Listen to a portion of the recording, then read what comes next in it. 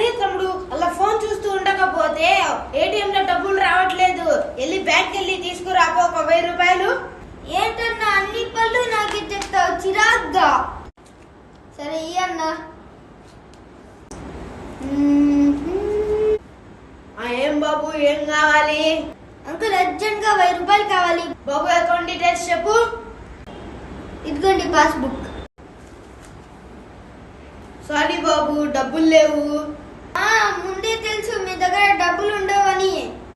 అన్ని ఆ మాలేకి నీరవ్ మోడీకి ఆడికి ఈడికి ఇచ్చేస్తే ఇంకా మా లాంటి సామాన్యులకి ఇవ్వడానికి మీ దగ్గర ఏముంటాయి? లంచ్ బ్రేక్ తప్ప. అది కాదు బాబు, నేను చెప్పేది విను. ఏంటి మీరు చెప్పేది? నేను వినేది వాస్తవమే కదా సార్ చెప్తుంది. అరే బాబు, డబ్బులు లేనిది మా బ్యాంక్ లో కాదు, నీ అకౌంట్ లో.